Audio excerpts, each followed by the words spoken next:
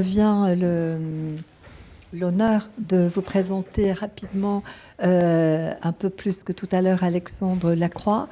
Nous sommes très heureux qu'Alexandre Lacroix ait accepté de faire partie de nos invités pour cette deuxième conversation sous l'arbre, qui, comme vous le savez, est pour nous, et comme je l'ai dit rapidement tout à l'heure, le début d'un centre de réflexion que nous voudrions installer à long terme, parce qu'on considère qu'il est important qu'il y ait des lieux qui réfléchissent un peu en dehors des circuits habituels et qui font se rencontrer des philosophes, des scientifiques, des artistes, des spécialistes de l'environnement ou du paysage ou des paysagistes. C'est le cas pendant ces 2 journées.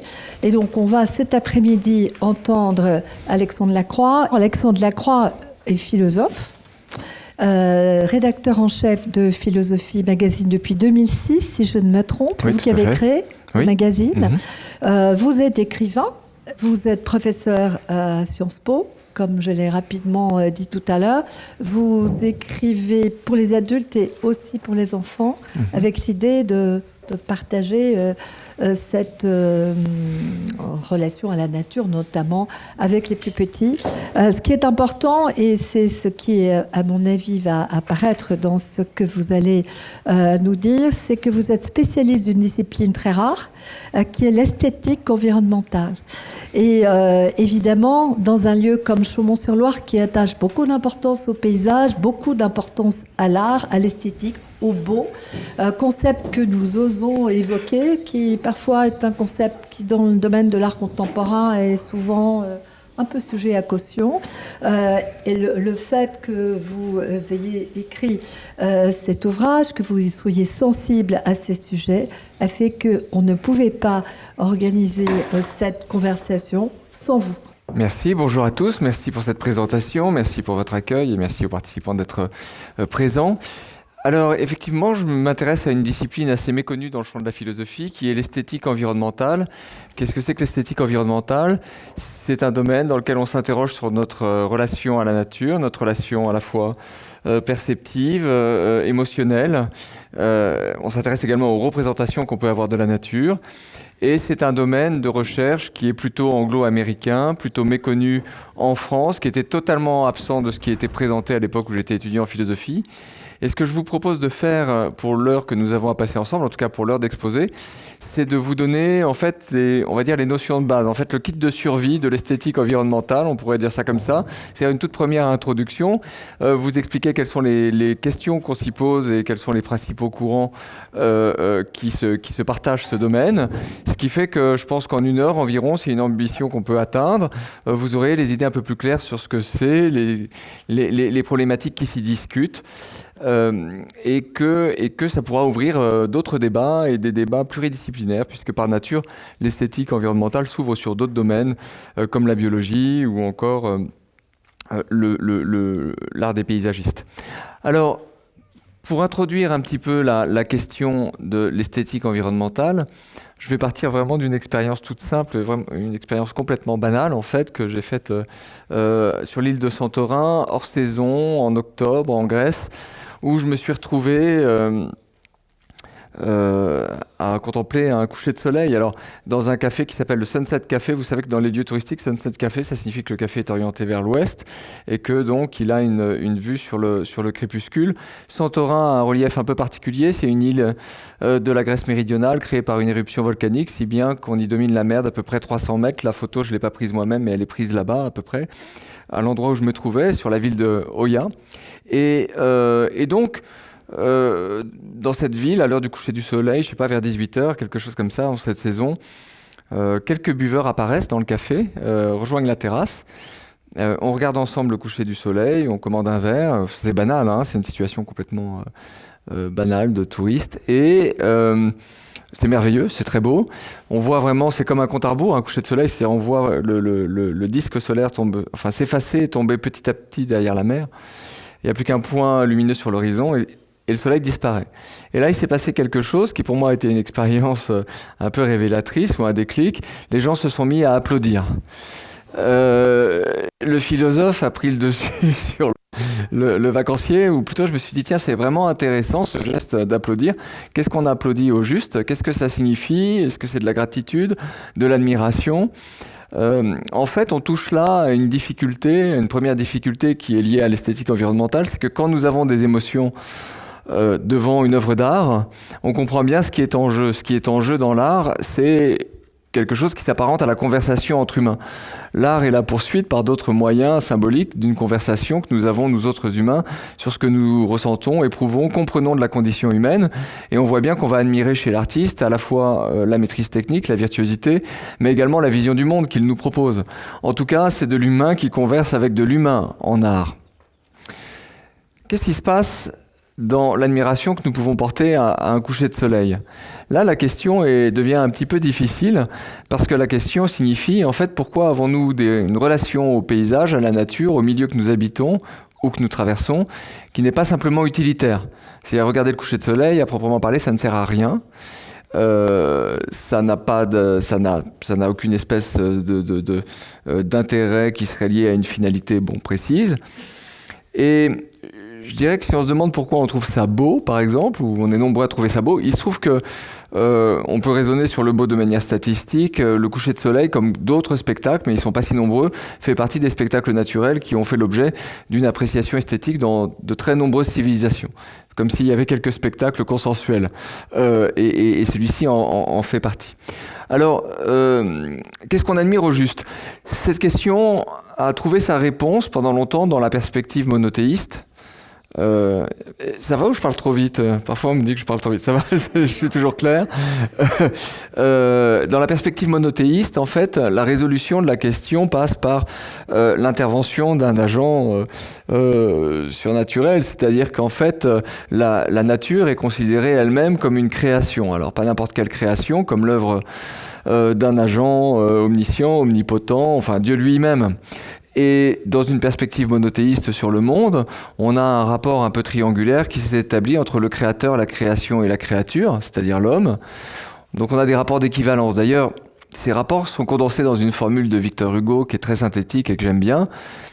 Victor Hugo qui dit « L'art est à l'homme ce que la nature est à Dieu ». Ça relie tous nos sujets esthétiques ensemble.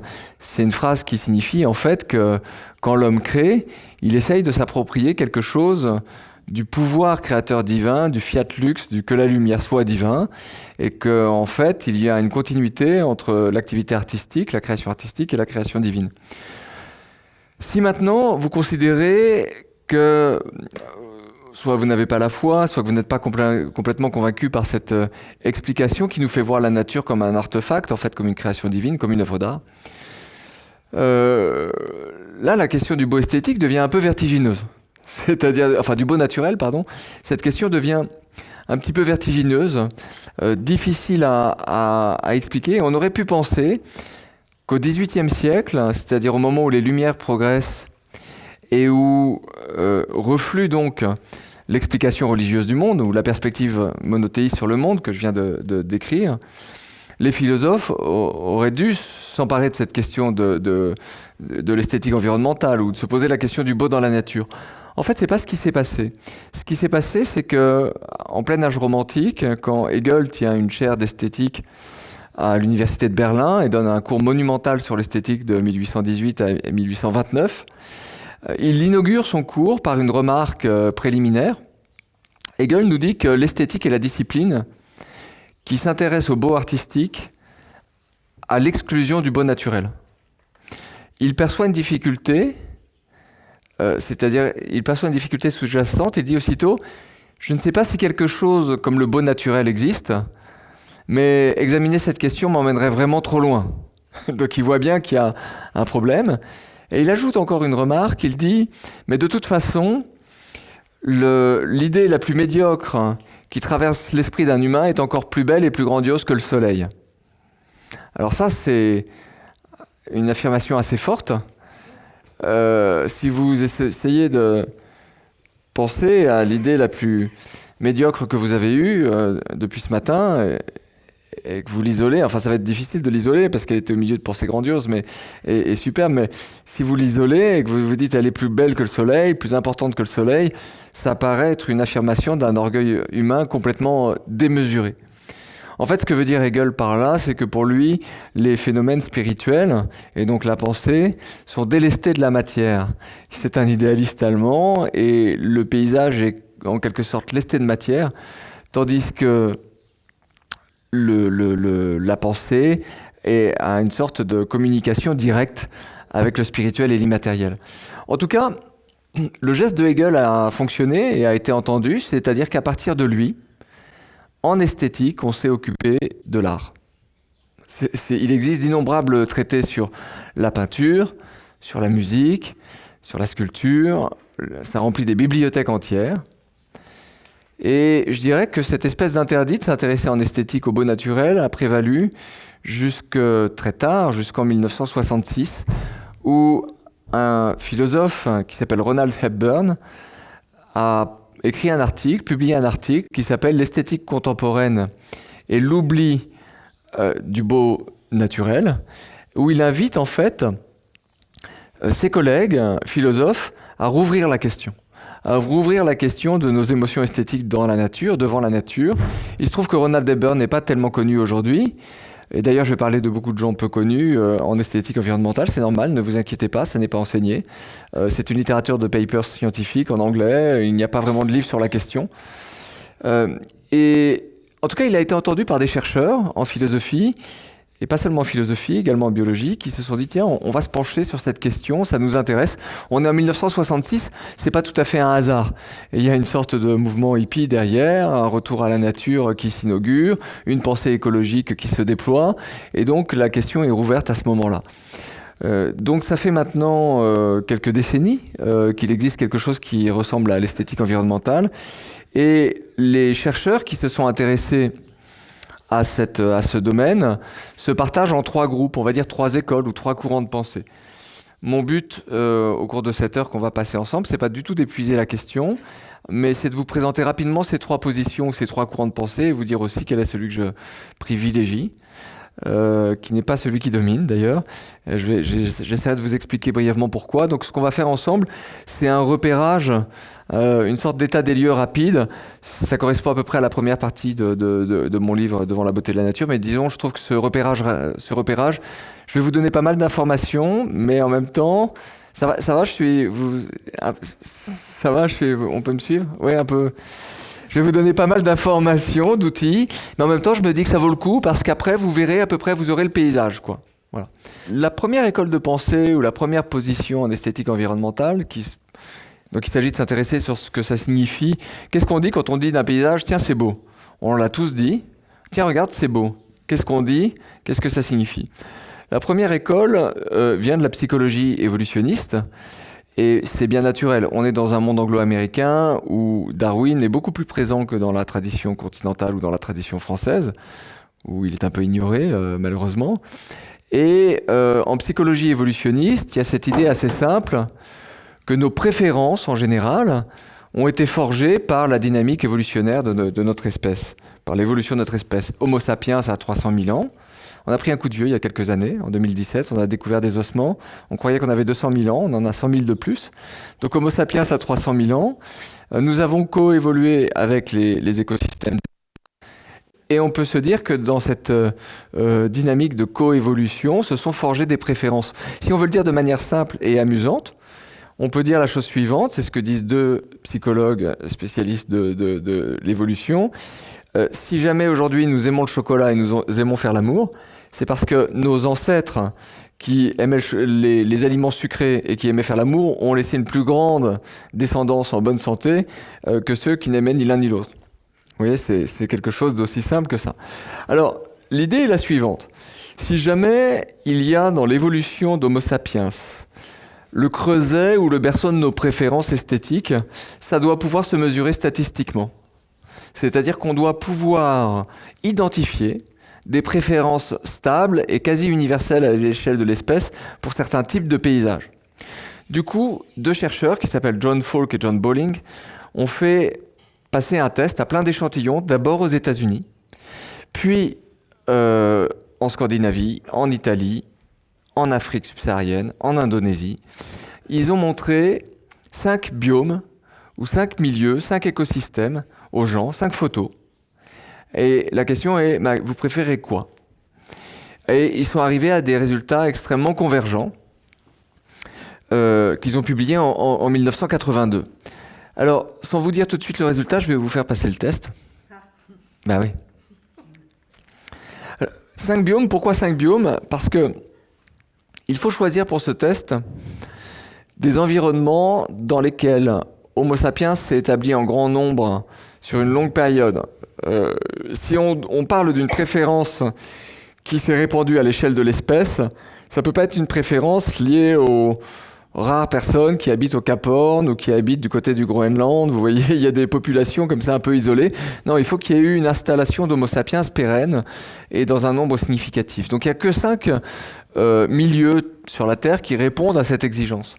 Le premier, c'est la forêt tropicale.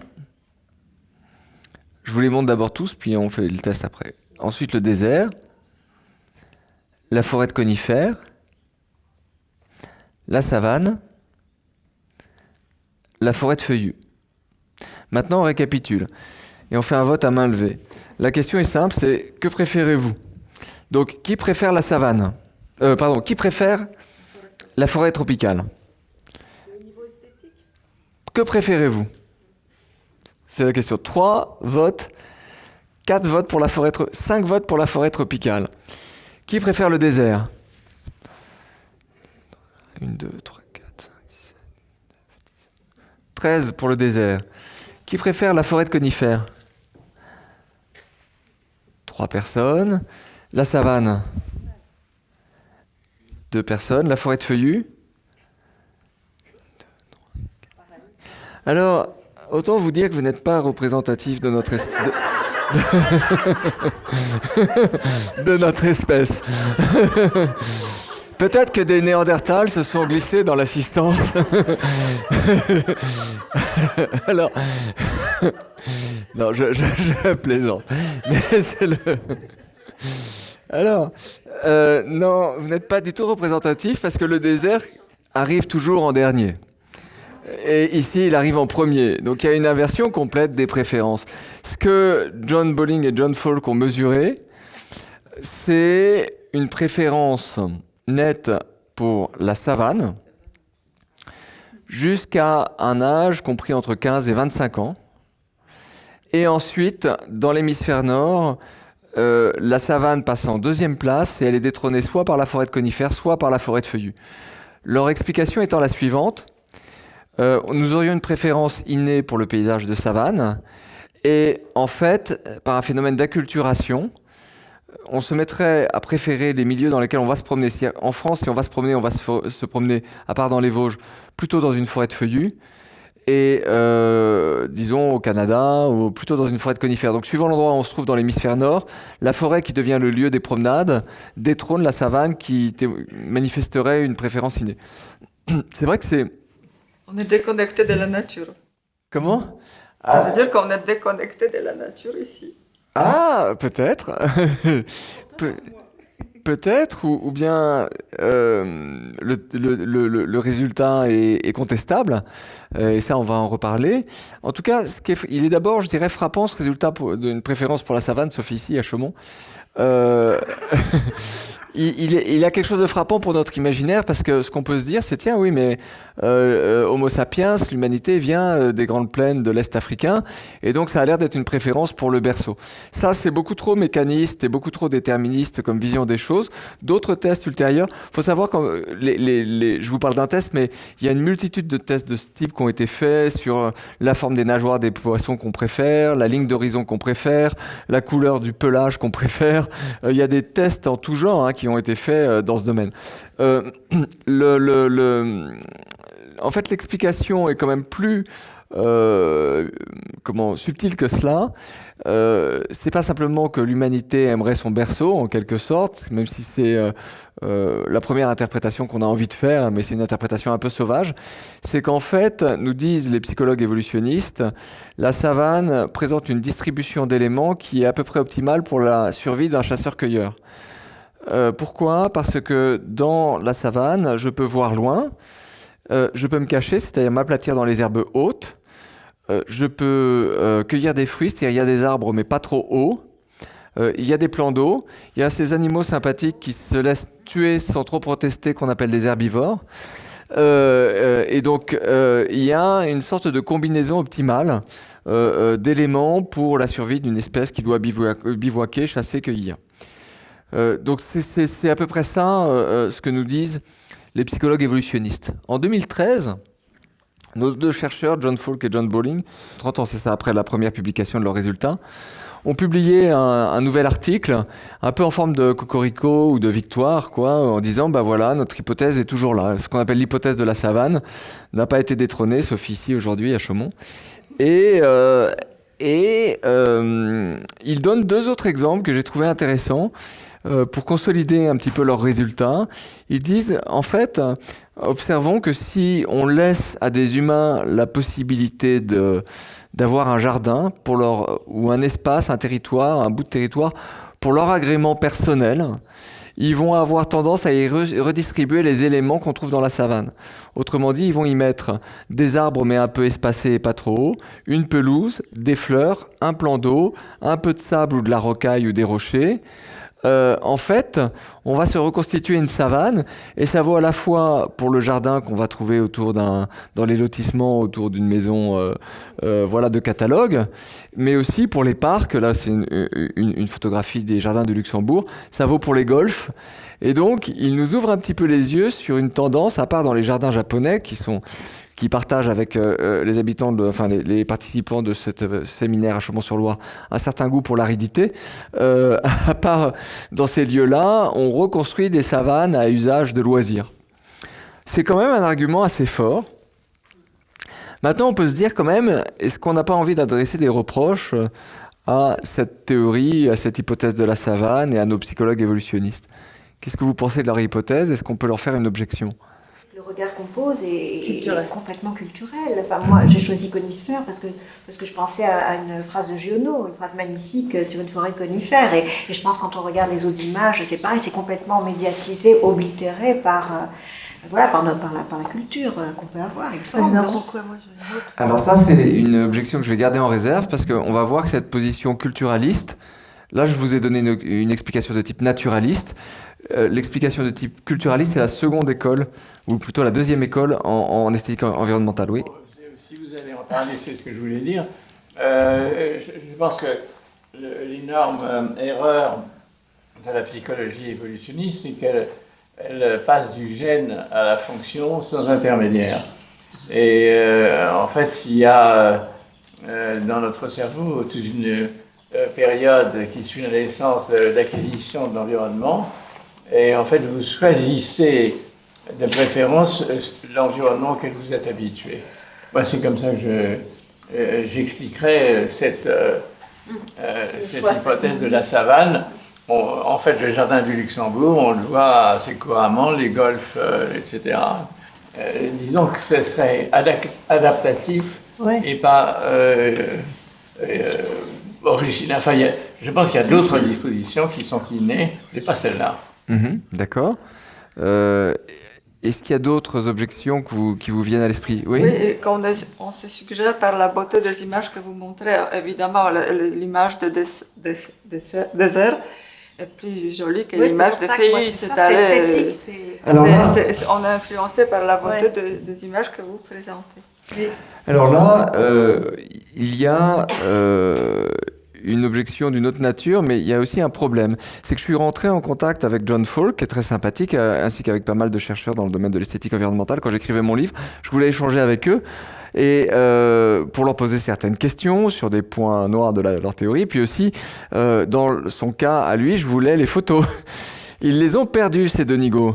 C'est-à-dire que de colloque en colloque, en prêtant leur set de photos à des collègues, ils ont perdu leur photo originelle. Je me suis néanmoins tenu à leur prescription ou à leur méthode qui consiste à ne jamais mettre d'eau. C'est-à-dire que si vous mettez un plan d'eau quelque part, vous créez une sorte de biais de sympathie. C'est pareil pour si vous mettez un animal sauvage.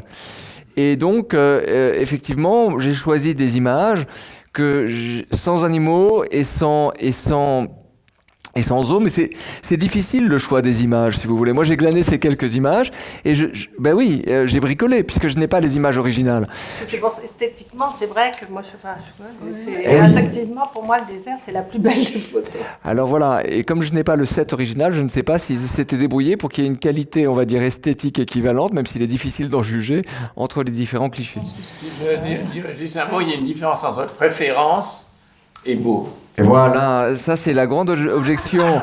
Alors, non, la première objection, elle est très juste, c'est-à-dire que la psychologie évolutionniste, elle est un peu simpliste. Hein, on va dire ça comme ça. Beaucoup. Mais ça, on va tomber d'accord facilement entre philosophes et scientifiques sur ce point. Non, une objection qui me paraît importante, c'est celle-ci. Même si c'est cruel de vous montrer ça après le repas. Non, c'est une objection qui me paraît importante. Ce que je veux dire par là, c'est que si vous vous rappelez quelle a été votre réaction quand vous avez goûté ce breuvage pour la première fois, c'est-à-dire pour les moins précoces d'entre vous, vers l'âge de 6 ans, vous avez goûté, puis vous avez fait la grimace. Vous avez fait la grimace parce que normalement, il y a une sorte de réflexe conditionné. Alors là, pour le coup, c'est l'évolution qui l'explique. Normalement, fermentation égale danger égale je crache. Il y a quelque chose comme ça. En fait, après, le temps a passé et cette première réaction a laissé petit à petit la place à une capacité à discerner plusieurs goûts dans le vin, à en apprécier certains et à en détester d'autres. Et en fait, ce phénomène d'acculturation nous montre qu'il peut y avoir un écart important entre le stimulus et l'interprétation que nous en avons. Ce que je veux dire par là, c'est que si quelqu'un écoute de la musique atonale très fort chez lui, que vous entrez, que vous n'êtes pas familier de cette musique, ou du John Coltrane de la fin, vous entrez chez lui, vous dites mais éteins cette musique, c'est dissonant, c'est insupportable, je ne tiens pas. Exactement la même chose que pour le vin. En fait, dans la question qu'ils ont posée, que préférez-vous, ils n'ont pas fait de distinction claire entre l'agréable et le beau. En fait, c'est une distinction de base que Kant fait au tout début de la critique de la faculté de juger. Il faut bien distinguer le beau et l'agréable, c'est pas la même chose. L'agréable, c'est ce qui flatte nos sens, c'est ce qui va dans le bon sens. Par exemple, le sucré va nous sembler agréable et le vin, pour un enfant, va sembler une boisson à rejeter et à cracher. Ça, c'est l'agréable, mais le beau, c'est une autre dimension. Autrement dit, on est capable de s'éduquer culturellement à apprécier des stimuli désagréables. De ce point de vue, et si je ramène ça à la question des paysages, le désert est très désagréable du point de vue physiologique, mais il y a beaucoup d'autres endroits très désagréables. La banquise, le sommet du Mont Blanc. Je vous pose au sommet du Mont Blanc, habillé comme vous l'êtes, vous tenez quelques heures, ensuite vous faites une hypothermie, vous mourrez. Par contre, le spectacle sera très beau. C'est-à-dire que le lieu est désagréable, mais le spectacle esthétique peut sembler sublime. Donc, on a là quelque chose qui est de l'ordre du vague ou de l'absence de la distinction conceptuelle dans la question initiale qui a été posée, qui fait qu'on a un résultat dont on ne sait pas très bien quoi faire. Moi, je ferais plutôt confiance à un psychologue évolutionniste pour me dire, pour m'expliquer, s'il fait bien son boulot, quel est le milieu le plus adapté à notre physiologie. Oui. Ça, je pense qu'il peut le faire. Ça peut être un boulot pour lui. Mais la question de me dire quel est le milieu ou le paysage qui serait le plus beau, c'est peut-être quelque chose qui n'est pas tout à fait du même ordre, où l'outillage conceptuel devrait être un peu différent. Voilà l'une des objections les plus importantes qu'on peut faire. On peut en faire d'autres, hein, d'ailleurs on l'a vu avec vos remarques. Et donc se dire que cette explication, il est intéressant de la connaître. Elle peut avoir une certaine capacité explicative, mais limitée.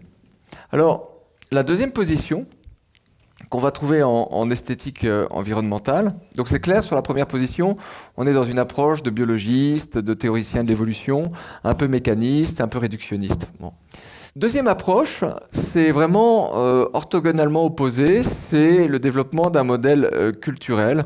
En esthétique environnementale, ça porte des mots un peu compliqués. On parle de modèle cognitif ou de modèle culturel et cognitif. Bon, en gros, c'est une explication de type culturaliste, comme ça a été dit tout à l'heure, c'est l'idée que en fait, c'est la culture qui nous a fait aimer la nature. Hein. C'est cette idée-là.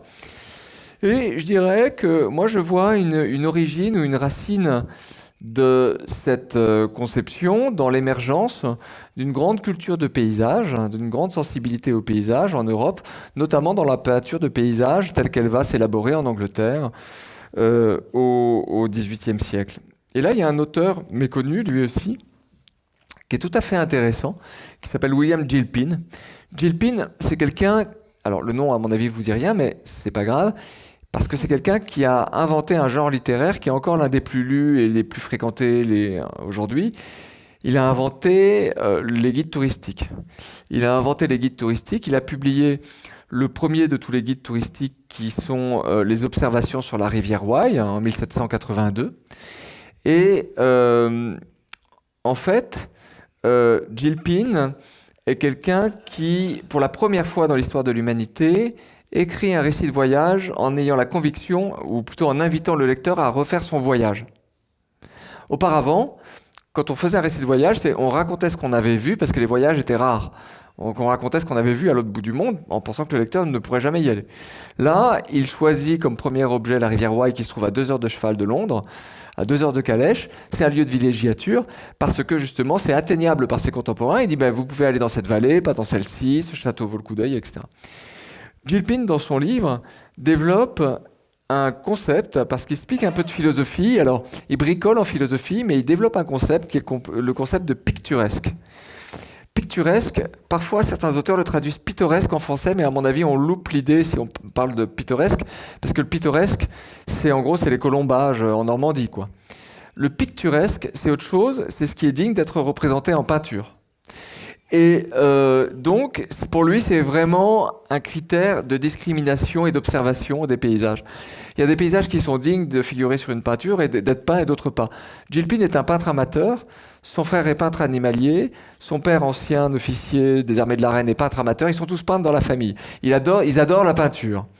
Et lui-même a peint ses eaux fortes qu'il a mis dans ses livres. Alors, c'est vrai que ces guides touristiques ont eu un succès si massif que ce qui s'est passé, c'est que chaque année, il a fait un nouveau voyage avec des eaux fortes. Et disons que voilà, il a eu des succès de librairie tels que le roi George III le lisait, que Jane Austen le lisait, que Henry David Thoreau l'a lu, tout le monde l'a lu à l'époque. Et Gilpin se pose des questions comme par exemple les berges d'une rivière. Est-ce qu'elles sont plus picturesques si elles sont bien linéaires, bien tracées, ou très accidentées avec des rochers et des ajoncs, selon vous? Qu'est-ce qui est le plus picturesque? Accidenté. Eh ben voilà. Et un tronc d'arbre, il est plus picturesque avec de la mousse ou sans mousse? Avec de la mousse. C'est trop facile, on est tous d'accord. Chez Gilpin, par exemple, il y a cette idée que la nature, parfois, fait des erreurs. Des erreurs pour l'œil du peintre.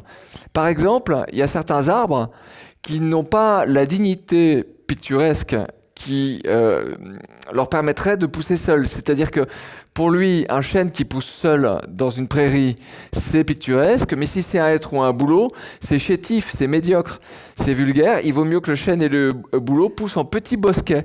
Au moins, et alors, il a une aversion pour le blanc. Il explique que 2 vaches sur un pré, c'est bien parce que ça souligne le vert de l'herbe par contraste, mais beaucoup de blanc, ça fait un peu comme tout à l'heure quand on sortait du déjeuner avec le gravier calcaire qui réfléchit la lumière, ça éblouit et ça crée une réflexion désagréable à l'œil. Le blanc n'est tolérable, dit-il, que si jamais il a été sali. Et ça ne vaut que pour certaines falaises où il y a des coulées. On dirait, nous, des coulées ferrugineuses, mais lui, il dit des coulées ocre ou brunes. Ça va, ça a été nul blanc. Mais le blanc est désagréable dans la nature. Et donc, il se balade partout, et il dit que partout, la nature fait des erreurs esthétiques. Mais vous voyez, c'est n'importe quoi, mais ce qui est intéressant dans son geste, c'est qu'il applique une normativité qui vient du domaine qui l'intéresse, c'est-à-dire de la peinture de son époque. Il applique cette normativité de manière sauvage à la nature. Il le fait aussi aux monuments.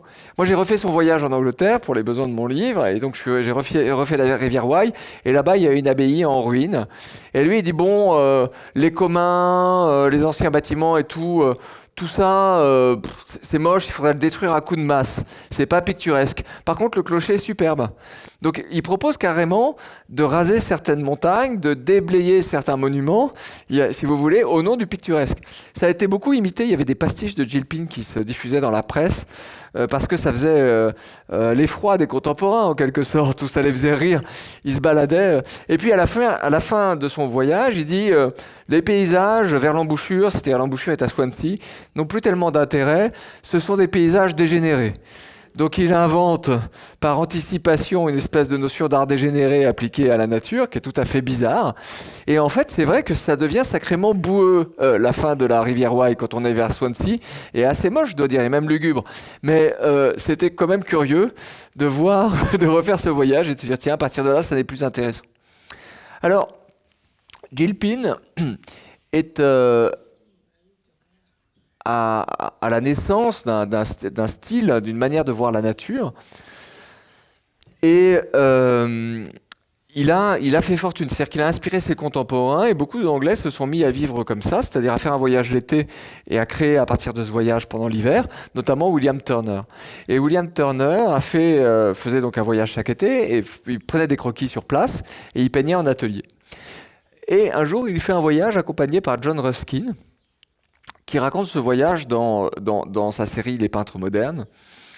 Et il s'arrête dans un endroit qui s'appelle le col du Feido, à un moment où ils redescendent de la Suisse vers l'Italie. Et il s'arrête là, il regarde, et chacun fait un croquis. J'ai pas pu en avoir de meilleur. Le livre est indisponible à la fois en anglais et en français. J'ai trouvé une vieille édition, mais voilà, je peux pas faire mieux que ce scan. Alors, en fait, ce qu'on voit à gauche, c'est la représentation de John Ruskin. Et John Ruskin dit bah voilà, moi je suis un peintre médiocre. Quand on est médiocre, on peut faire ce qu'on doit viser, c'est la ressemblance. En gros, quand on est nul, déjà faire un portrait ressemblant ou un paysage ressemblant, c'est déjà pas mal. C'est du travail d'artisan. Et donc, voilà ce que j'ai fait. Il dit, mais William Turner est un génie, et voilà ce qu'il a fait. Ils étaient au même point d'observation. Alors, c'est intéressant, vous voyez, il y a un pont, William Turner le fait sauter. Il y a quelques éboulements au début. Bon, quelques éboulements. William Turner, ça prend une tournure totalement dramatique, c'est-à-dire il exagère énormément cet éboulement. D'ailleurs, John Ruskin dit un truc, ça, je ne sais pas pourquoi, il dit à propos de Turner, il aimait les éboulis, il les aimait autant que les ananas. Je n'ai jamais compris cette phrase. Il a fini complètement schizophrène, John Ruskin, mais c'est encore dans la phase de la série des peintres modernes où il a toute sa tête. Je n'ai jamais compris le sens de cette phrase. En tout cas, au fond de la vallée, vous voyez, ça se termine un peu en queue de poisson, le paysage de John Ruskin, on ne sait pas. Là, il y a des grands plis dramatiques, des plis hercyniens, il y a des grands phénomènes géologiques. En fait, il a dramatisé la proposition qui lui était faite par la nature. Ce qu'il a fait, Ruskin, c'est du Gilpin. C'est-à-dire qu'il s'autorise, avec son regard d'artiste et de peintre, à souligner ce que la nature a fait de bien, mais aussi à exalter ce qu'elle a qu'à moitié réussi. Vous voyez, c'est cette idée d'un dépassement de la nature. Encore un mot sur ces Anglais, qui sont décidément un peu particuliers. En matière de paysage, ils ont une autre tradition de l'art des jardins que celle qui est française ou italienne. Et c'est vrai qu'on peut voir dans le jardin à l'anglaise une application assez directe du concept de picturesque. Ça naît à peu près à la même époque, mais le lien entre l'art des jardins et le picturesque est fait nommément par un drôle de bonhomme, un drôle d'auteur qui s'appelle Hufdal Price, qui a publié en 1792 un livre intitulé « Considérations sur le beau, le sublime et le picturesque », qui est un livre tout à fait singulier, de même que les livres de Gilpin sont singuliers, parce que la première partie, c'est de la philo. C'est vraiment un traité de philosophie sur le beau, le sublime et le picturesque. Et lui, c'est pas un philosophe amateur comme Gilpin, c'est un vrai philosophe. C'est quelqu'un qui définit ses concepts. La deuxième partie du livre, c'est un traité de jardinage. C'est un livre tout à fait bizarre où il dit comment faire avec les jardins. Or, ce qu'il nous dit dans son traité de jardinage, si je résume, c'est par exemple que le geste du jardinier devrait être, afin de préserver et d'exalter le picturesque, justement, par exemple de planter un arbre, c'est-à-dire de réfléchir longtemps à l'endroit où on plante l'arbre, mais une fois qu'il est planté, on n'y touche plus. Aucune taille. Quelque chose qui le dérange profondément, ce sont les allées. Il préférerait que les maisons soient posées dans l'herbe. soit posée dans l'herbe, et elle dit qu'on peut à la rigueur tolérer, si on veut ne pas trop se mouiller les pieds quoi, en rentrant chez soi ou avec la rosée du matin, on peut tolérer de dessiner jusqu'à la porte d'entrée de la maison un sentier qui ressemblerait au sens que trace le trottinement des moutons dans les prés. Ça, c'est acceptable. Mais alors surtout pas une allée gravillonnée, désolé. Hein. Non, voilà cette idée. C'est vrai que quand on voit des jardins à l'anglaise, on peut pas s'empêcher de penser qu'il y a quelque chose de ce geste-là. Certes, la pelouse est tondue, mais enfin, ce qu'ils font, c'est qu'ils réunissent plus d'essence végétale en un lieu qu'il n'y en aurait par le libre jeu de la nature, on va dire. Mais par contre, une fois qu'ils ont semé, ils touchent assez peu. En tout cas, ils interviennent beaucoup moins que nous sur la taille. Et donc, ça donne des jardins qui sont ni plus ni moins l'application d'un concept philosophique original, celui du picturesque. Alors maintenant, une question intéressante à se poser, est-ce qu'il y a du lait dans la nature? Eudald Price dit que oui. Mais alors, c'est quoi le lait dans la nature? Le lait dans la nature, c'est pas le disharmonieux, parce que si vous avez suivi jusque-là, le picturesque est souvent disharmonieux. Pourquoi? Parce qu'un tronc d'olivier tout tortueux, tout bizarre, est picturesque, une rive toute bizarre est picturesque, mais ils ne sont pas harmonieux géométriquement. Donc le lait, ce n'est pas ce qui est difforme. Le difforme peut être très souvent picturesque. Le lait, dit Eudald Price, c'est ce qui avait une forme et qui a été privé de sa forme. Et il donne deux exemples, la coulée de boue et l'arbre foudroyé. On pourrait dire aussi l'arbre cassé par une tempête, vous voyez, c'est-à-dire dont la moitié des branches ont été cassées. Là, il y a un concept qui n'est pas inintéressant, ou une idée qui n'est pas inintéressante, c'est que parfois, suite à un accident, un lieu, un site a été privé de sa forme, et il reste en quelque sorte sans forme. C'est pas qu'il est difforme, c'est sans forme pendant un certain temps, et tandis qu'il est sans forme, eh bien, il nous évoque une notion de laideur. Vous êtes d'accord avec ça? Non. C'est laid, ça? Non. En tout cas, vous voyez l'idée dominante à travers toute cette école de pensée que je suis en train de vous présenter. L'idée, c'est que, en fait, on va vers la nature chargée de culture. Hein, c'est ça, en fait. C'est cette idée. C'est cette idée toute simple. Elle est extrêmement applicable à ce qu'on vit aujourd'hui, parce qu'aujourd'hui, on met en circulation énormément de représentations de la nature. Pensez, rentrez dans des bureaux à la Défense et regardez les fonds d'écran des ordinateurs.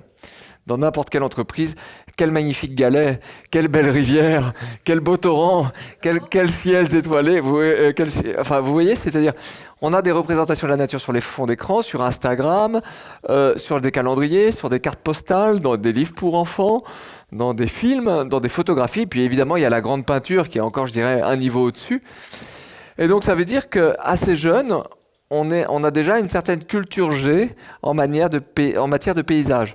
On sait à peu près, vers 12 ans, à quoi ressemble le Kilimandjaro, l'Amazonie, la toundra. Vous voyez, on a une espèce de culture G par imprégnation. Et donc, ça veut dire que quand on va voyager, ou quand on va au devant d'un paysage, peut-être que ce qu'on fait, c'est qu'on cherche des correspondances entre ce qu'on a d'abord aimé en représentation, en description, en image, et ce qu'on va voir. On cherche tout un jeu de correspondance. Vous n'êtes pas d'accord, vous êtes sceptique là-dessus. Donc c'est ça, cette idée du modèle cognitif ou culturel. On aurait ces représentations, on chercherait des correspondances, on apprécierait ce qu'on est au-devant de nous à travers ce qu'on a d'abord apprécié en représentation. Alors, le grand tenant de cette position, c'est un homme, un universitaire, aujourd'hui philosophe, chercheur émérite à l'Université d'Alberta au Canada. Il s'appelle Alan Carlson. Et Alan Carlson, c'est un peu, ça existe dans des secteurs de recherche, c'est un peu le gentil organisateur du monde de l'esthétique environnementale. C'est lui qui a organisé les colloques, qui a fait les recueils d'articles. Donc c'est aussi lui qui a administré les positions et l'importance relative des uns et des autres. Et il s'est subtilement débrouillé pour que son point de vue triomphe. Son point de vue, c'est ce qu'on appelle le modèle culturel ou le modèle cognitif culturel. Avec lui aussi, j'ai un peu correspondu, mais des gens qui avaient envie de l'embêter un petit peu, lui ont dit, mais alors ça veut dire quoi? Ça veut dire que pour aimer un paysage, il faut être cultivé, c'est ça? Il faut savoir des choses. Sinon, on ne peut pas apprécier un paysage.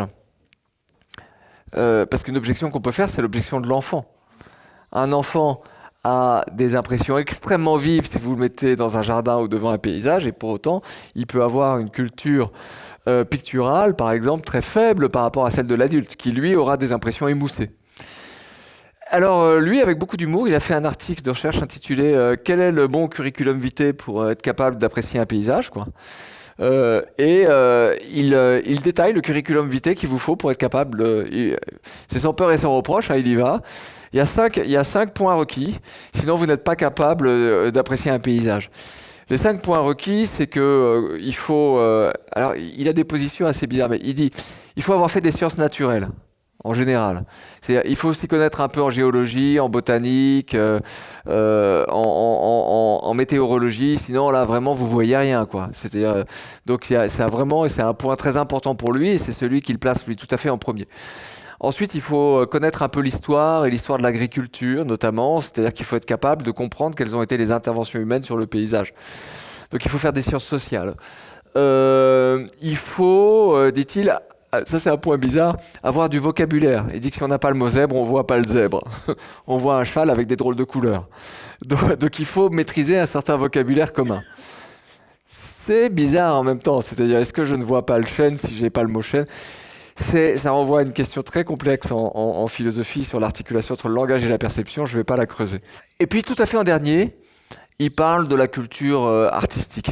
C'est un Américain, en cela peut-être un peu positiviste. Lui, ce qu'il pense, il pense science dure, quoi. C'est-à-dire pour apprécier le paysage. Et vraiment, l'art ou la philosophie, ça vient tout à fait à la fin. Mais voilà, on est face à cette deuxième position, qui est la position aujourd'hui dominante en esthétique environnementale. J'ai envie de vous poser la même question que tout à l'heure. On a vu une explication de type naturaliste. Voici une explication de type culturaliste. Qu'est-ce que vous en pensez? Est-ce que c'est satisfaisant? Est-ce que ça répond à vos interrogations? Non. Bah non. Vous avez des objections, là aussi? Des remarques? Ouais? Bon, c'est peut-être complètement à côté du sujet, mais pourquoi on oppose les deux conceptions? C'est un mix, on est un mélange, non? On est une fusion de culture et évolution et... Je suis d'accord avec cette remarque, c'est-à-dire qu'on peut tout à fait poser ces deux explications comme complémentaires. À ce moment-là, c'est un peu comme la théorie du sirop de fraise, quoi. C'est-à-dire, une fois que c'est mélangé, aller séparer l'eau, aller séparer le sirop, c'est pas facile. Donc, vous pouvez dire, dans un comportement humain donné, c'est-à-dire l'appréciation esthétique d'un paysage, doit y avoir un certain mixte de nature et de culture. Ce mix, je ne suis pas vraiment capable de le démêler, et donc mes explications sont complémentaires. Bon, il se trouve que dans le champ particulier dont je parle aujourd'hui, qui est un champ de recherche, les positions sont quand même bien différentes. C'est-à-dire qu'il y a certains chercheurs qui écrivent plutôt avec des outils de type évolutionniste et d'autres plutôt avec des outils de type culturaliste culturel. Voilà. Et en général, ils débattent et ils échangent. Oui. Je partage l'idée du mélange et je pense que notre devoir, c'est de séparer les composants du mélange. Mais c'est difficile. Hein. Comment tester ces hypothèses? C'est ça que je ne vois pas. Alors, vous avez tout à fait au début utilisé les statistiques, juste raison, et vous avez vu que nous n'étions pas dans la norme, mais je pense que on a besoin de séparer les variables. Voilà, c'est ça simplement ça que je voulais dire. J'ai envie de vous dire, c'est un peu de boutade, mais que c'est pas mon problème de fabriquer le protocole expérimental qui permettrait de séparer la dimension, disons, biologique ou strictement perceptive et la dimension culturelle. C'est pas uniquement mon problème, mais néanmoins,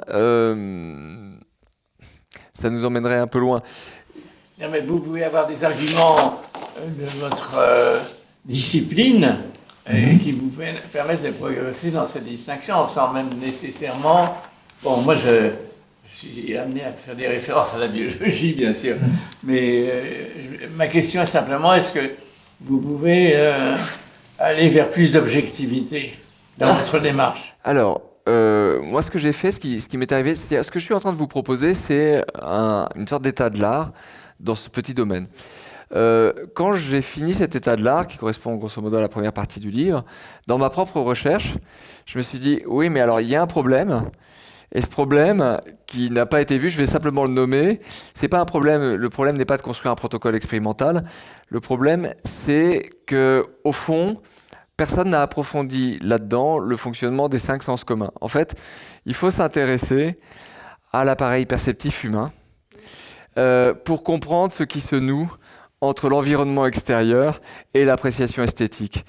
Alors, il y a plus disons, de capteurs sensoriels que les 5 sens communs distingués par Aristote, mais c'est vrai qu'en esthétique environnementale, ce sont surtout les 5 sens communs, et je dirais presque 4 sens parmi eux, un peu le goût, parce qu'on peut dire que le goût est un peu sollicité quand l'air marin, un peu iodé, nous touche les lèvres, etc. Mais disons que la vue, l'ouïe, le toucher, l'olfaction sont très très sollicités par les environnements naturels. Et donc, en fait, moi, ma propre recherche, à un moment, s'est complètement redéployée, non pas vers les protocoles, puis j'ai pas la possibilité de construire des protocoles expérimentaux, je n'appartiens pas à un laboratoire, mais c'est pas tellement vers ces protocoles, c'est qu'à un moment je me suis dit oui, mais alors il y a un impensé dans cette histoire, c'est que si je veux comprendre de quoi je parle en profondeur, il va falloir que je passe par un grand moment de philosophie de la perception.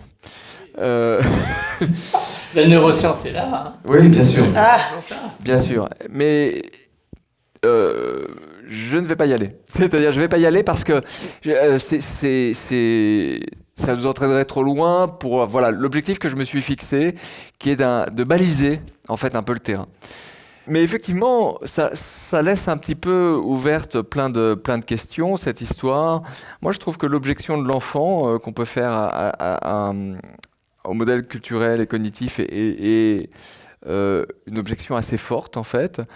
On peut aussi vraiment se demander si un botaniste qui traverse une forêt ou qui observe une plante est plus en mesure de l'admirer que quelqu'un de naïf, dans la mesure où le botaniste, avec son regard scientifique, va très vite se mettre à analyser un certain nombre de détails, c'est-à-dire va rentrer dans une démarche de type analytique, rationaliste, c'est-à-dire qu'il va être là pour cueillir des connaissances, tandis que de l'autre côté, celui qui est naïf, on va dire, se laisse simplement impressionner par ce qu'il voit ou ce qu'il ressent. Mais juste un mot. Ouais. Quand on regarde le petit Larousse, dans la définition de nature, il y a dès le départ une opposition entre ce qui n'est pas modifié par l'homme et ce qui est altéré par l'homme. Ah oui, alors ça c'est... Tous les paysages, tout ce que vous nous avez montré, bon, à part le jardin du Luxembourg et d'autres choses, l'homme n'est pas intervenu. Et je me demande si en esthétique environnementale, finalement, pour nous tous, c'est ces paysages abominables que nous ont construits divers architectes à tel endroit, et aussi le fait que cet environnement naturel, entre guillemets, disparaît. Alors, j'ai écrit un autre livre que j'ai publié l'an dernier qui s'appelle Au cœur de la nature blessée, qui porte sur, et le sous-titre c'est Apprendre à voir les paysages du XXIe siècle, et qui porte sur les paysages transformés, sur le mixte d'artefacts et d'entités naturelles, et surtout sur les hybrides. Parce que si on se promène ici, en fait, c'est pas simplement qu'il y a des éléments artificiels comme des maisons et des éléments naturels comme l'herbe, c'est qu'il y a énormément d'hybrides. Les vaches, par exemple, n'existeraient pas sans l'intervention sélective des humains. La plupart des fleurs et des espèces végétales ont été soit transportées, soit modifiées par l'action des humains. Donc en réalité, il faut concevoir nature et culture dans une forte interpénétration et pas dans une opposition ou dans une relation d'exclusion mutuelle, ce qui serait d'une grande naïveté et d'une grande pauvreté par ailleurs.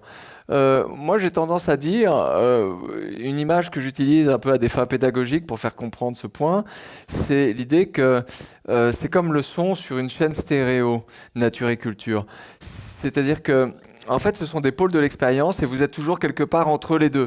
Quand vous voulez écouter de la musique, si vous mettez sur le moins, vous n'écoutez pas la musique. Si vous mettez sur le plus, c'est tellement fort que vous n'écoutez plus. Mais en réalité, vous ne touchez jamais le pôle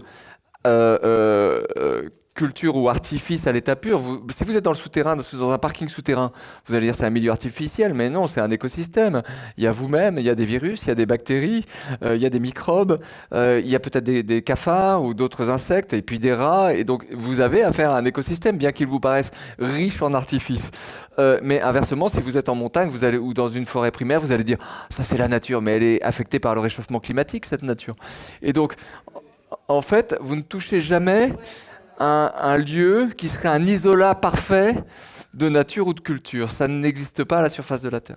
Je voulais vous emmener ailleurs. C'est vraiment un sujet, c'est-à-dire cette question de notre appréciation esthétique de paysages transformés. Vous avez dit « Ah, c'est horrible ». Est-ce que c'est horrible ?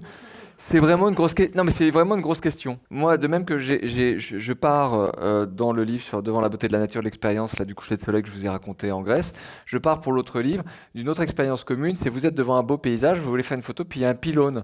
Alors vous cadrez de manière à ce que le pylône n'apparaisse pas sur la photo. Et quand vous faites ça, vous êtes en train d'escamoter la trace de la civilisation industrielle qui vous gêne. Donc en fait, vous faites une retouche, c'est-à-dire et vous créez un mensonge. Vous créez une sorte d'acte de propagande. J'enlève ce truc-là et je sélectionne ce qui, moi, me plaît. Et ce geste-là, je le trouve extrêmement intéressant du point de vue anthropologique. C'est-à-dire, pourquoi l'humain essaye d'effacer les traces de sa propre présence quand il photographie ? Anthropologiquement, c'est très intéressant. Non, moi, je voulais vous nommer ou vous désigner, mais alors rapidement... la dernière école ou la dernière position, il y a quelque chose qui me semble manquer dans les deux positions initiales, qui est une question, en fait, je me dis que dans notre expérience que nous faisons de la nature, il y a quelque chose de l'ordre de l'expérience métaphysique ou du questionnement métaphysique qui est toujours sous-jacent, ce qui se produit quand même quand je vais dans la nature. Mais maintenant, on a compris, quand je vais dans la nature, je touche jamais la nature 100% nature, intacte, vierge, etc. Ça, c'est un fantasme. C'est-à-dire que je sors d'un milieu plutôt artificiel, la ville, dans un milieu où la nature est en position, disons, majoritaire, qui serait la campagne, peut-être, ou la forêt, mais je touche jamais un absolu qui serait la nature vierge. Néanmoins, il s'opère pour moi, humain, un contact avec le non-humain. Dans ce contact... il y a un décentrement, important qui a lieu. Le ciel étoilé, vous regardez le ciel étoilé en été, vous voyez cette diversité d'astres, d'étoiles, de lumière, et vous vous dites, mais c'est quand même incroyable. D'abord, ça relativise vos petits soucis. Je veux dire, les petits soucis du quotidien, tout d'un coup, vous êtes devant quelque chose qui excède votre capacité de compréhension.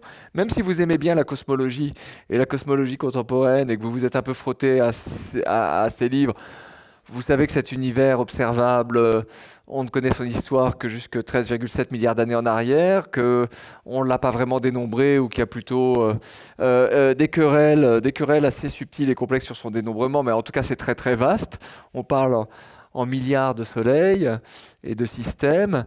Et au fond, la raison d'être de tout ça vous échappe. Mais dans cette expérience qui vient relativiser la portée de votre propre savoir, même si on a progressé dans le domaine du savoir scientifique, dans cette expérience, il y a quelque chose à la fois du vertige, mais aussi de l'agrandissement de votre perspective sur le monde. Donc il y a quelque chose qui est proprement métaphysique dans l'expérience du paysage. Et cette école-là, ou cette position-là, elle est tenue en esthétique environnementale par des gens qu'on prend un peu pour des loufoques. C'est ce qu'on appelle parfois l'école du mystère, ou le modèle du mystère, et qui dit, mais en fait, ce qui nous appelle vers la nature ou vers le paysage, c'est ce contact avec un mystère. Alors, c'est vrai qu'on a l'impression qu'on arrive au point où on peut vraiment se mettre à déconner. C'est-à-dire à créer une espèce de religion panthéiste ou de religion de la nature, parler d'ineffable, on peut vraiment se mettre à dire n'importe quoi. Néanmoins, on a là des chercheurs qui sont plutôt anglo-américains et qui sont coupés de la grande tradition métaphysique continentale, dans laquelle il y a des ressources à prendre.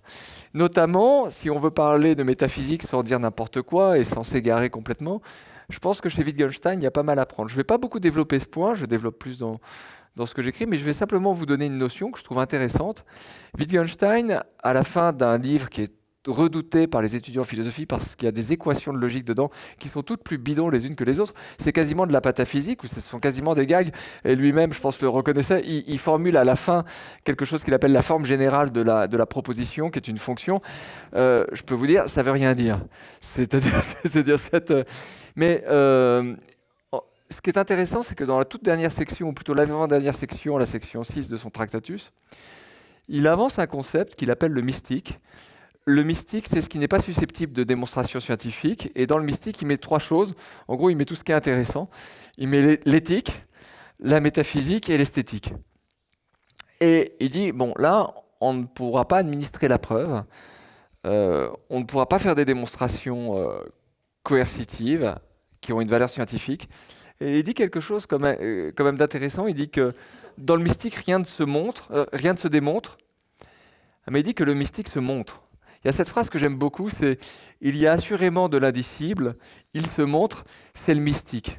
Ça veut dire, qu'est-ce que ça veut dire? Ça veut dire que je ne suis pas capable de vous donner des critères pour, par exemple, juger du bien et du mal. Si on parle de l'éthique, je ne peux pas vous donner une définition absolue, variable en tout lieu, du bien et du mal, ça n'est pas possible.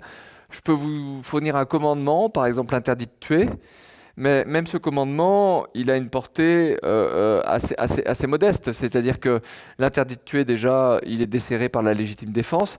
Et puis si vous avez la possibilité de tuer, je sais pas, Hitler en 1934, ou un terroriste en pleine action, vous trouvez tout d'un coup que c'est pas une si mauvaise idée.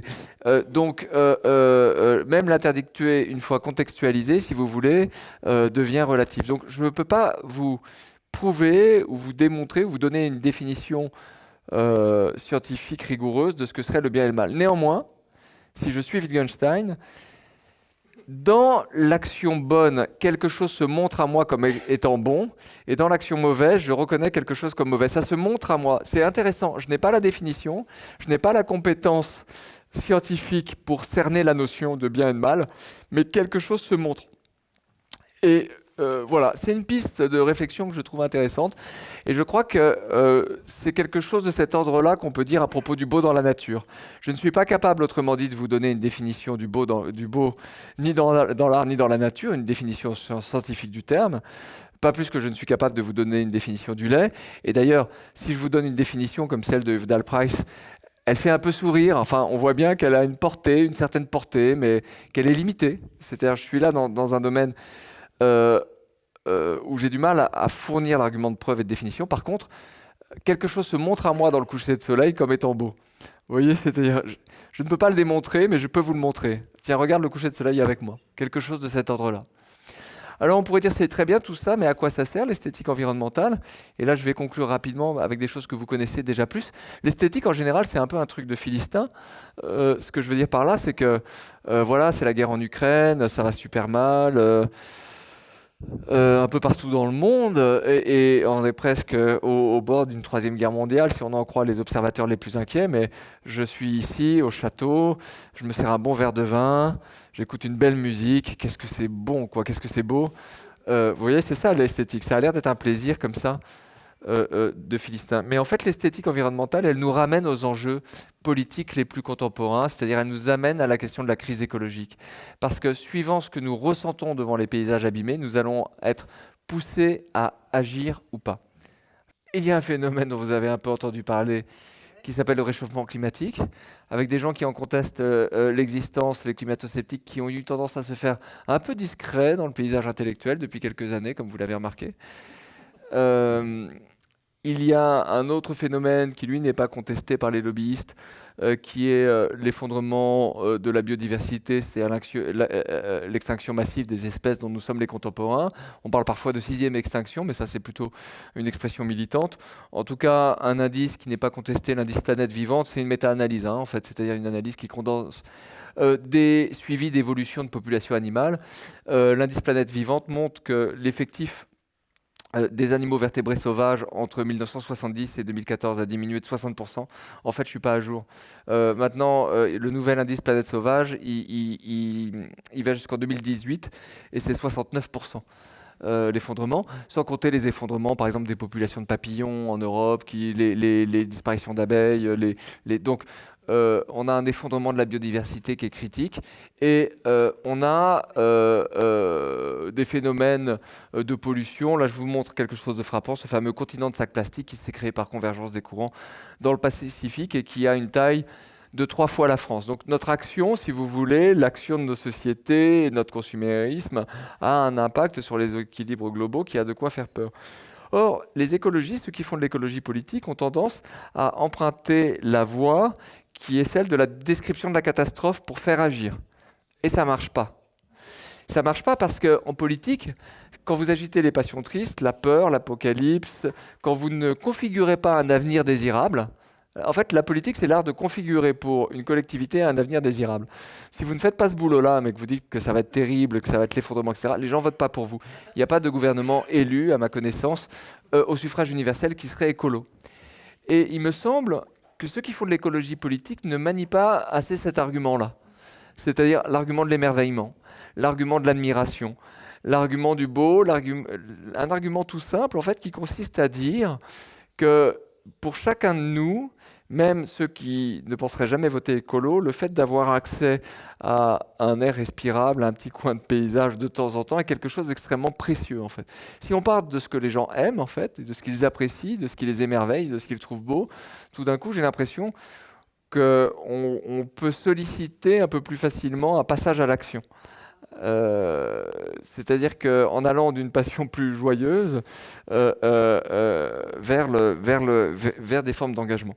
Bon voilà, c'est ce que j'avais à vous dire, c'est-à-dire que l'esthétique environnementale a un aspect assez spéculatif, assez théorique, et c'est ce que je vous ai rapidement montré.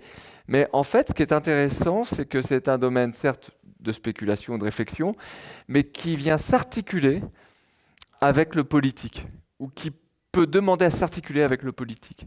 Voilà, donc je vous remercie, c'était tout pour mon exposé.